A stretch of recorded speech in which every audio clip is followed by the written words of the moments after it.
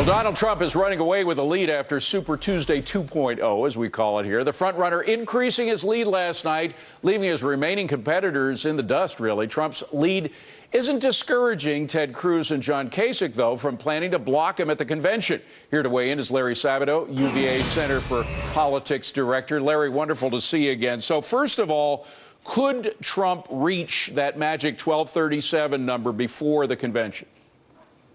David, it's possible, but only if he improves his average performance in primaries and caucuses. He's going to have to win approximately 60% of the remaining delegates. A little over 1,000 delegates remain to be selected through the primaries and caucuses, and that's tough to do. Now, but Larry, Cruz, with yes. one fewer candidate running, I mean, there are only three now. Then there were three. Reminds me of that old movie. With only three running, aren't his chances improved at getting more of the vote?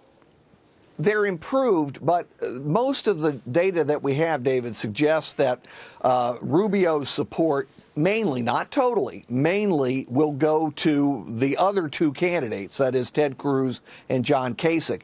And that has been true more or less for some of the other candidates.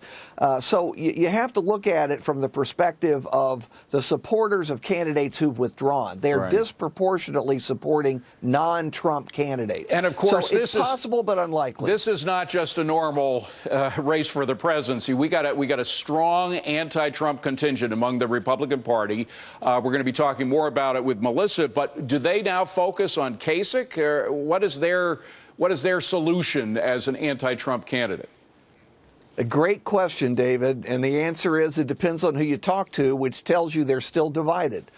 The Ted Cruz campaign, even before the primaries last night, said bluntly to anybody who'd listen, if John Kasich stays in because he wins Ohio, he is in essence supporting Donald Trump because he's dividing the opposition. And, I'm not saying it's Kasich's responsibility to get out. That's his choice. I mean, he has every right to stay in, and he won the key state of Ohio big. It is his home state, of course. But the Cruz people are correct that if you have a divided opposition, it does make it easier for Trump. But what Kasich is saying now is he doesn't expect to win on the campaign trail. He expects to win at the convention. He wants to bring it to the convention. But there is a rule, Rule 40B, if I'm not mistaken, that says that in order to be a candidate or in order to be the nominee, you have to have won a majority of at least 8 states. Am I not correct in saying that? And therefore, they would have to change that rule, and that would give all kinds of ammunition to the Trump folks to say, wait a minute, you're changing rules in midstream.